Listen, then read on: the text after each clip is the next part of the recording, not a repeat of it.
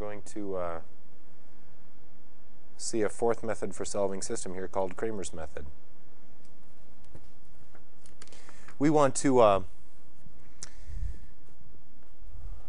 we're going to use something called Cramer's method today to solve systems. And in order to do that, we have to be able to find second and third order determinants. We're going to see what a determinant is, and then we're going to use those determinants to solve equations.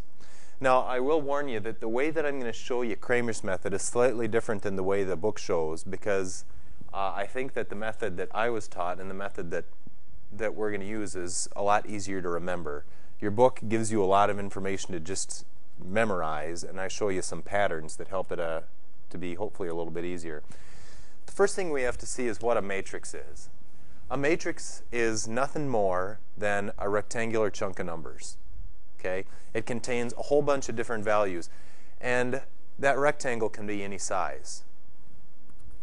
So the one that I have up there has 6 pieces of data in it, and we refer to the size of a matrix according to the number of rows and the number of columns it has. RC, the number of rows and then columns. So the one up there, for example, has 2 rows and 3 columns. Rows run horizontally, columns are vertical. We've got 2 rows, 3 columns, so we would say that that is a 2 by 3 matrix. A matrix can be any rectangular size. Matrices are used a lot in computation because you can do operations on matrices. Just like you can multiply 2 numbers together or add 2 numbers together, you can multiply blocks of numbers together, and you can add and subtract these blocks of numbers called matrices. We don't get into that much in this class. We'll just note that we could do it. But we can make a matrix containing any size or any size set of data that we want. 8, 3, 2, 6, 1, 4, 0, negative 8. What size would that matrix be? It'd be what? 4 by 2. This would be a 4 by 2 matrix. 4 rows, 2 columns, 4 by 2 matrix. Now, we're particularly interested in a certain kind of matrix, and we're interested in square matrices. Matrices that have the same number of rows and columns. We're specifically interested in a property of matrices called a determinant. Now, a determinant is kind of like your birthday, in the sense that, I've used this analogy before, but you can have many different matrices that have the same determinant. Just like you can have different people that have the same birthday. It doesn't mean they're the same person, but a determinant is not unique to a matrix. We want to know what a determinant is and what it's good for. That's what we're going to do today. We'll see what a determinant is in just a minute, but this is a little background information. As long as it's square, we can find the determinant. And the order of a determinant refers to the number of rows and columns that it has. We'll see an example in the next slide here. So a second order determinant would be from a 2 by 2 matrix. A third order determinant would be from a 3 by 3 matrix. Only if it's square. If it's not square, you cannot find the determinant.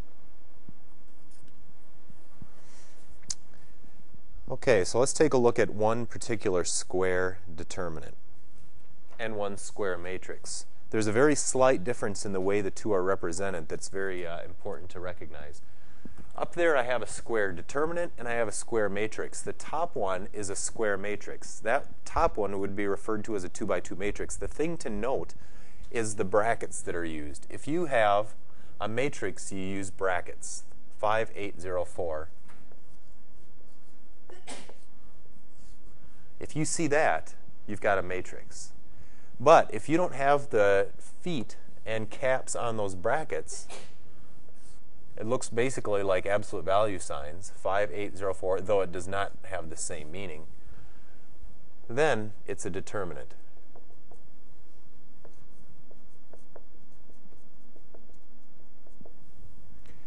a matrix is just a matrix. There's nothing you can do with that. I mean, there's a lot of things you can do, but it's just that information. The determinant has a specific value. The matrix that we see here would be referred to as 2 by 2. The determinant would be referred to as having second order. And that's what we're going to start with. By the end of the hour, we're going to look at 3 by 3 determinants. But for starters, we're just going to work with 2 by 2s and see how you can use these matrices and determinants to find the solution to systems. Well, let's just look at a general case first. Suppose you have a determinant where we're just going to label the top left value A1, the top right one B1, the bottom left A2, and the bottom right B2. We take A1 times B2 minus A2 times B1. Now I'm going to show you an easy way to remember that. Well, let's take a look at a matrix and determine what the determinant is. Here's an example. The matrix containing the elements. The individual numbers within a matrix are called elements. So the elements of this matrix are 13, 8, 5, negative 2. First of all, we want to know what the determinant is. So the determinant is just the matrix value, but we put those values inside bars instead of brackets. We have a determinant. Now, to find the determinant, you can use the pattern that you saw on the screen a minute ago, or you can just do this, and this is what I do. You zigzag. You take 13 times negative 12. You take the product diagonally from top left to bottom right. In this case, 13 times negative 2.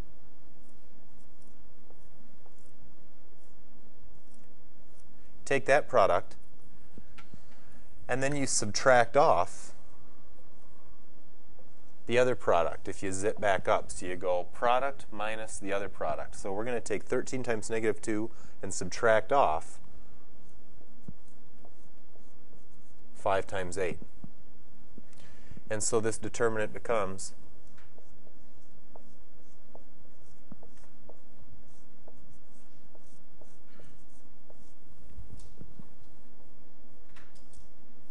negative 26 minus 40.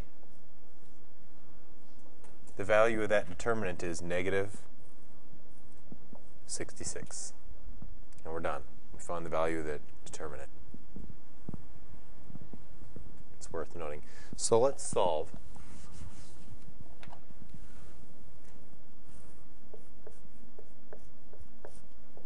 (6x plus y equals 60).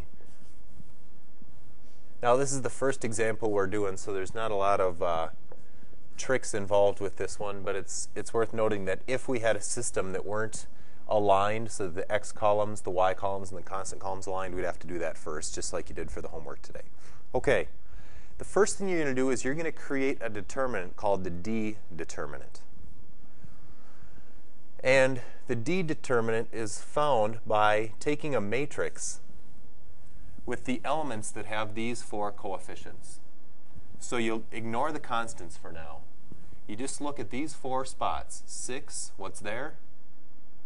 6, 1, 3, 2. And you put those into a matrix. We take the determinant of that. So we have 6, 1, 3, 2. Okay? Now, take just a minute and determine what the value of that determinant is.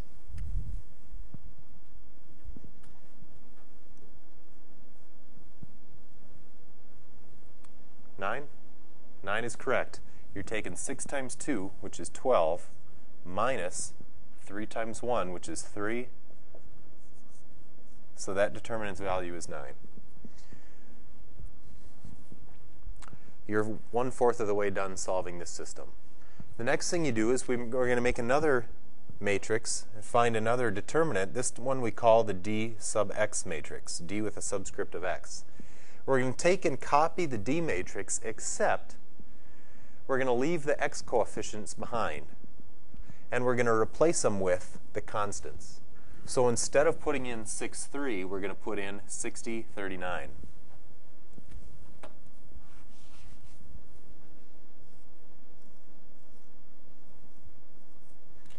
And we leave the y coefficients just the way they are, 1, 2.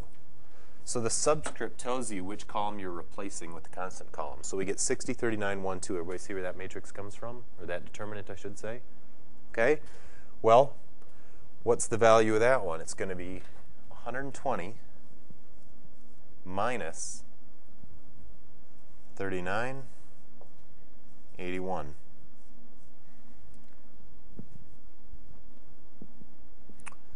Okay. Now we're going to go ahead and find one more. We're going to find the dy matrix, dy determinant based off the dy matrix. And any guesses what we're going to do? You're going to leave the x coefficients, same as d. We're going to leave the x coefficients in place, 6, 3, but we're going to replace the y coefficients. So 1, 2 are going to go out, and 60, 39 are going to go in.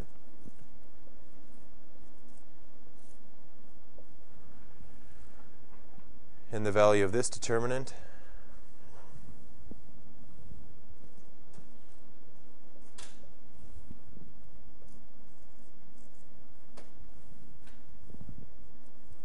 is 54. To find out what the value of x is equal to the d sub x determinant divided by d. Well, in this case, that's 81 divided by 9, which is 9. So x is 9.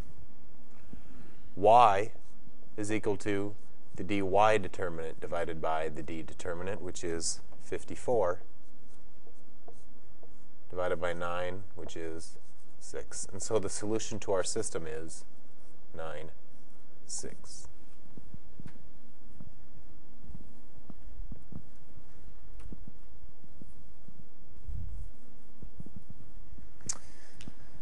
Now that might seem like a little bit of a mess, but do you see what one of the advantages of solving a system this way? There's a couple of advantages. Do you see what they are, as opposed to the way that you did the homework for today? One advantage here is that every other method that you've used so far, there's some judgment involved. You have to choose what variable you're going to solve for if you're using substitution. If you're doing elimination, you have to choose a variable to eliminate. This is very computational, and there's not much decision making to do. Once it's in this form, you just grab these numbers and plug them in. There's really no room for decisions. This is an easy thing to program a computer to do. Okay, it would be hard to program a computer to do elimination or substitution. This would be an easy thing that's programmable. The other advantage is if you have decimal numbers up here, you can very easily compute decimal values, and we're going to take a look at one example like that right now. Let's solve this system using the same method, and then we'll go on.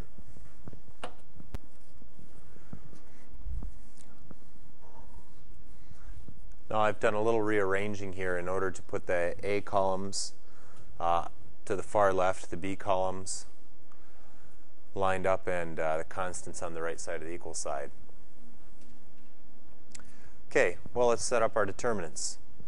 First of all, the D determinant, really no deciding of anything. All we do are grab numbers and compute. So we're going to have 5.03, 7.26 down below it, negative 5.11,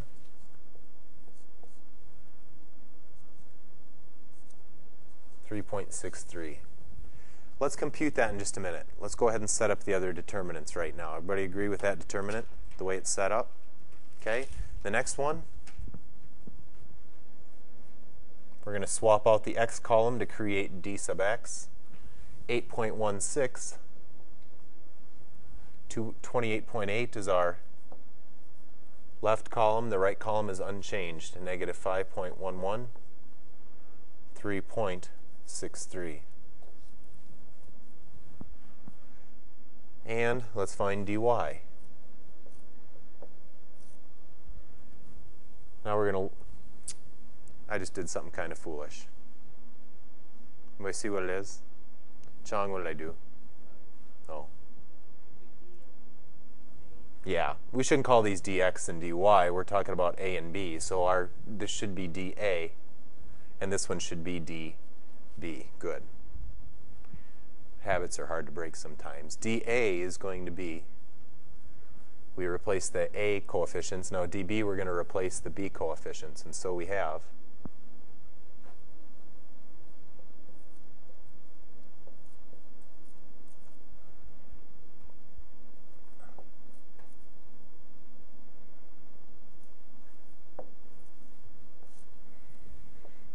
okay. Agree with the setup of the determinants? All right.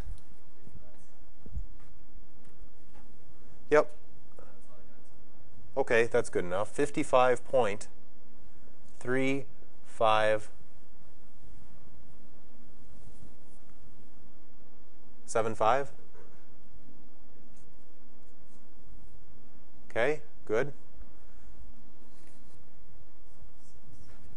176 point. 78 what? 0.78 what? Like that? Oh, 888. Okay. 176.7888, and the last one, 85.62.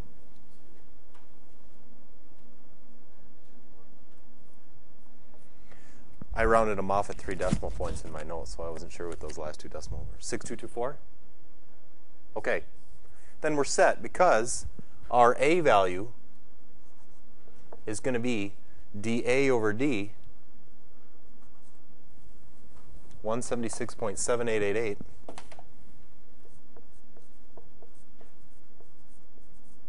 divided by 55.3575. And if you divide that, you get an A value of, we're going to have to round this off a little bit. All of our original values had 3 sig digs. We'll just keep 3 sig digs in our answer, and it turns out to be 3.19. And our B value is going to be 85.6224 divided by 55.3575, and you get 1.55.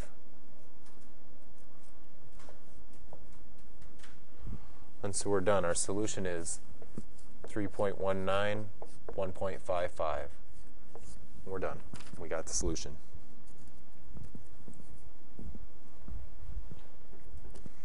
Okay. Well, the other thing that we can do with this, before we go on to 3 variable systems, is this. You can solve literal systems of equations where we have a system of equations but we don't know what the coefficients are. So in other words, that solution or that system is just like all the other ones that we've done, except if we want to solve for x and y, they're going to be and have to be in terms of a, b, c, and d. Now, if you try and do that by elimination or substitution or any other method, the algebra gets really awful. But using determinants, it's not bad at all. So let's solve that using determinants. Okay, well, let's start out by finding our D matrix. What values are going to go in your D matrix? A, B, D, negative C. Everybody agree with that? Okay, those are the coefficients. Even though they're variables, they're still the coefficients. Okay, we can find that value in just a minute. Our dx determinant is going to be AC in this spot, BD. The right column doesn't change, B, negative C. And the dy matrix is equal to AD on the left, and on the right, ACBD. We have our 3 determinants.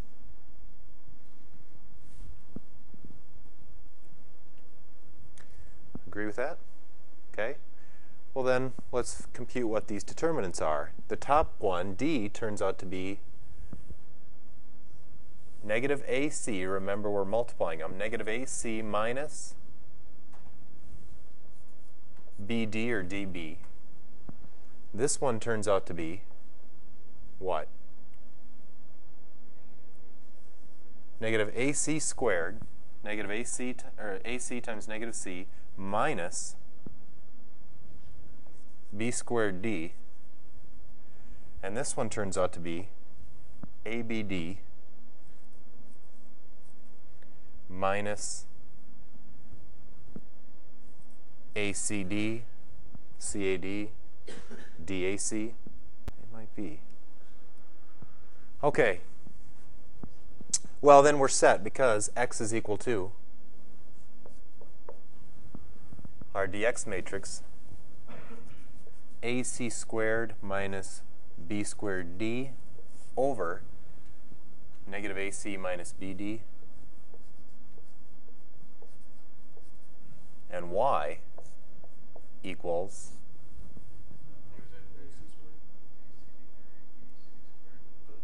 oh, good. Yeah, I missed a negative sign there, right? Negative AC squared. Good.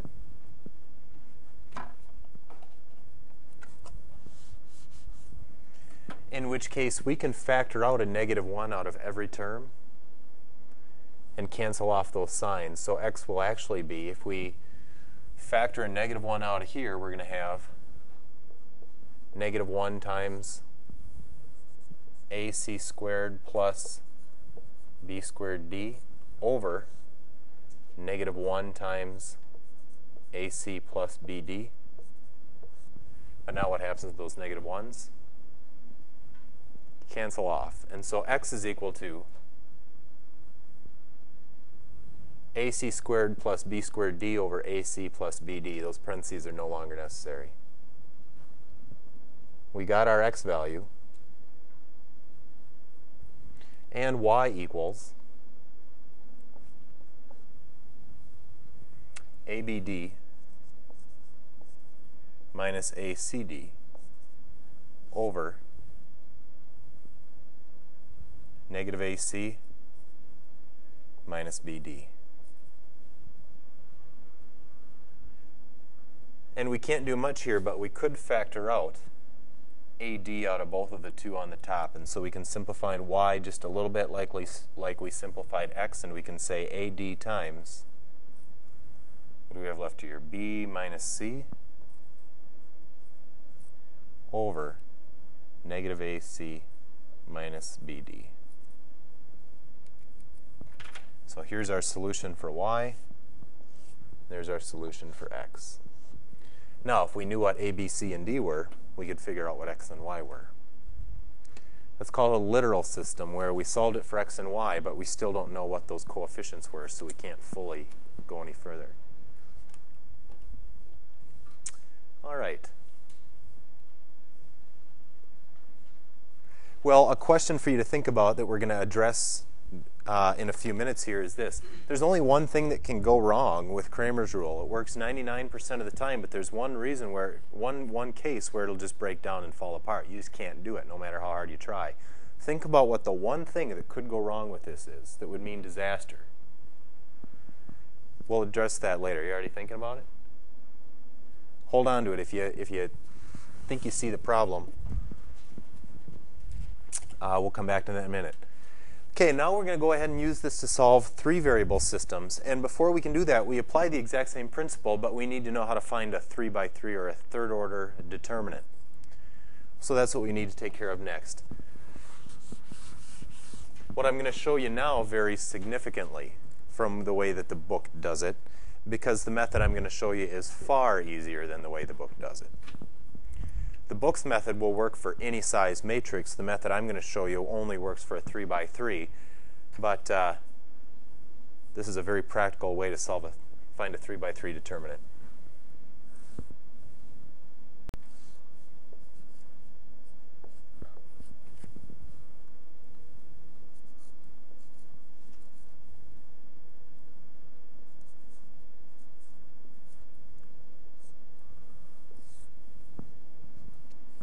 Okay, here's what you do. First of all, you just take these first 2 columns and you copy them over and hang them to the right, off the right side of this determinant. So we're going to put 895. and 403.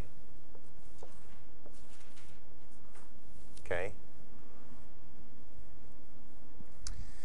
Now we're going to apply the same general principle we applied to using for 2 by 2 determinants, but we have a little bit more computation to do. We're going to find out what not just this product is down the main diagonal, but what all three of these products are. So let's go in this direction. 8 times 0 times 2 gives us 0. That's the product of 8, 0, and 2. 4, 8, and 5. 160. 4 times 8 is 32 times 5 is 160. And 7 times 9 times 3.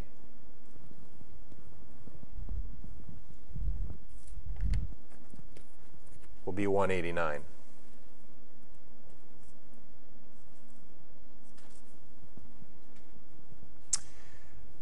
Okay, we're going to add those together. Add 0, 160, and 189, and we get 349.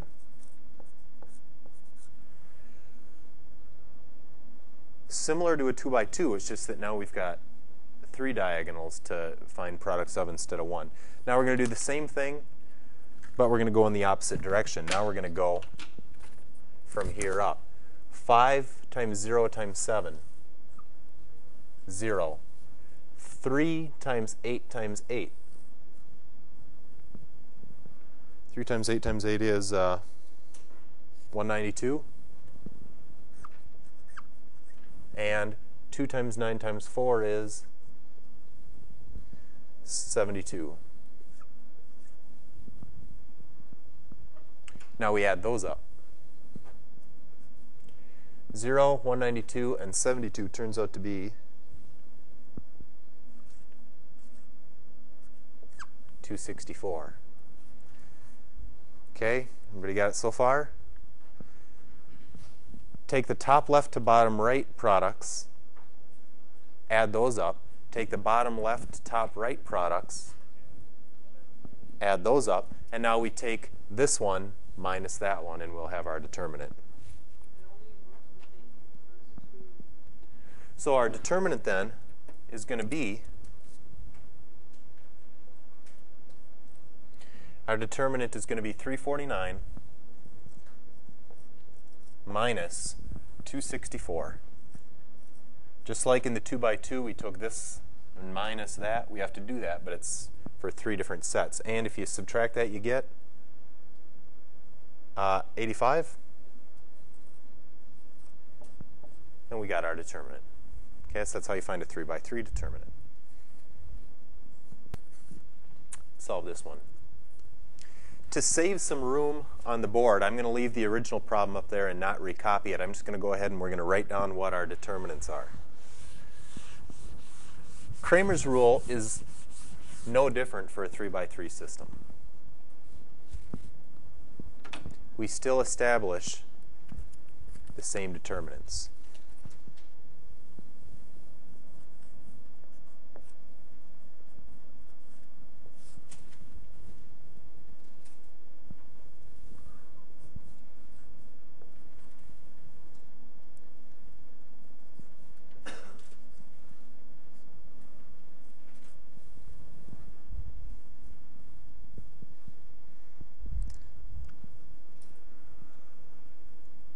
Okay, we'll do all the determinants in a minute. But let's start with the D determinant. The D determinant is just like it was for a 2 by 2 system, just the determinant formed by the square matrix containing those 9 elements on the left side of the equal sign. In this case, it's 3, 4, negative 3 because I've already aligned the columns. 3, 4, negative 3, 1, 2, 3, 2, 1, 2. We don't have time to compute all these determinants, but let's do this one. Okay, make sure that you've got this process down. So I'm just going to use this space and we'll compute 3, 4, negative 3.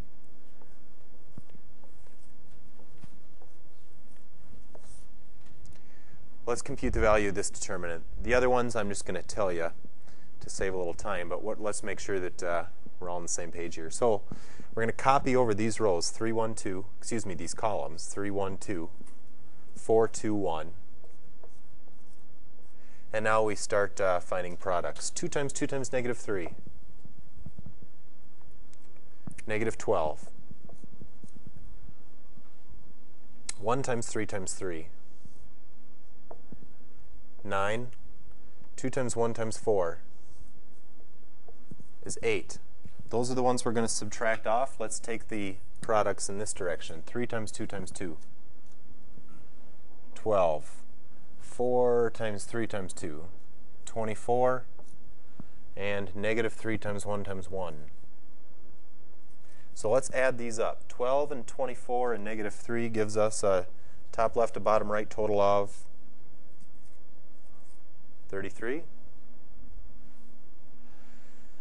Let's add the other ones up. In this direction we had negative 12 plus 9 plus 8 is 5. And so our determinant is going to be 33 minus 5 is 28. Our determinant for that matrix, or that coefficient matrix, is 28. Okay? So the next determinant that we're going to need to find is the coefficient matrix based on dx. Now we're going to do the same thing. We're going to swap out the x column and put in the constant. So our left column for dx is going to be 4, 28, 20. Everything else stays the same. 4, 2, 1, negative 3, 3, 2. I'm just going to tell you what the rest of the determinant values are. We'd be here all day. Everybody agree with the setup of that one, though? Same principle, x matrix, we swap out the x column. That one works out to be 56. Now, one of the other benefits of using Cramer's rule is, if you only wanted to find, for some reason, the value of one variable and you didn't care what the other ones were, you could quit now. If we wanted to know what the value of x was for that original system, we wouldn't have to do any more work, because x is equal to dx over d, or in other words, 56 over 28, which is 2. So we have the value of x. The other methods, we kind of have to find them all. Okay? Well, let's go on and find dy. dy is going to be given by 3, 1, 2 on the left. Middle column gets switched out. 4, 28, 20. And the right column, negative 3, 3, 2, will remain the same. That determinant works out to have a value of 112.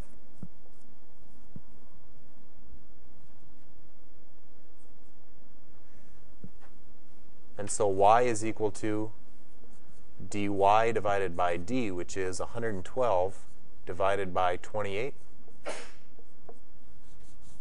And so the value of y is 4.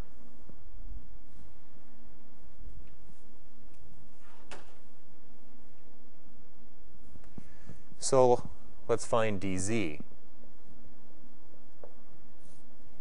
dz is going to be 3, 1, 2 in the first column, 4, 2, 1 in the middle column, and our constants in the last column, 4, 28, 20. And the value of this determinant works out to be 168. And so z is equal to dz divided by d, which is 168, divided by 28, which is 6.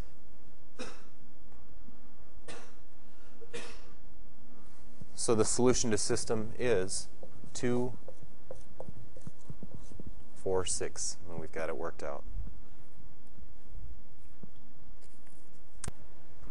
Well, anybody think about what the one thing that can go wrong with this method is? There's one thing that can really make you turn south.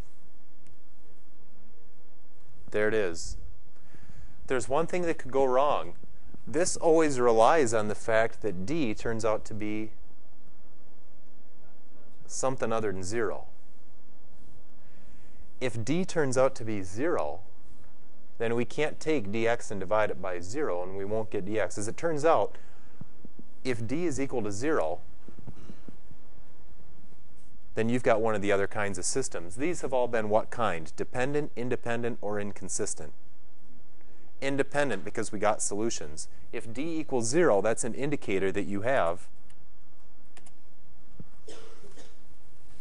one of the other two types.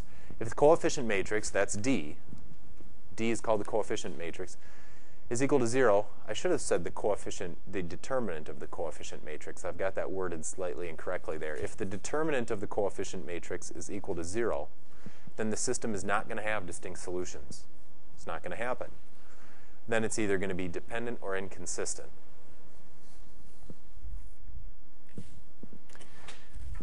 But if the coefficient is not 0, which is the case with all the ones that we've done so far, then the system is independent and you'll be able to find all your solutions. Now, we're not going to be able to solve it because they can't be solved, but let's just look at what happens when you try to solve a system that's not independent. Anybody see just by looking at that system what kind it is? I made this up so that it's not independent. You see why it can't be independent? It's inconsistent. I made this equation first, 3x plus 2y equals 9. Then I just multiplied each term by 2. 6x times 2 is 4y, but I didn't multiply that one by 2, so they can't both be true. Okay? If that was an 18, then it would be a dependent system, so that can't be true. So just look what happens when you try and apply Cramer's rule. What would the determinant D be? It would be given by 6, 4, 3, 2, right?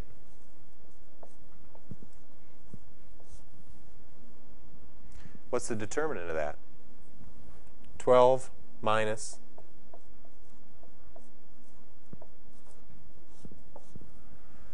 can't be done. So right off the bat, if you stumble across either a dependent or an inconsistent system and you apply Cramer's rule, as soon as you find the coefficient determinant, you'll find it's 0 and you can quit right there. You know that that's going to be a 0 denominator. It can't be an independent system. End of story.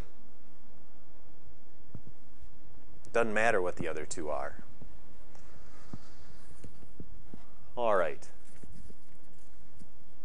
That's Cramer's rule.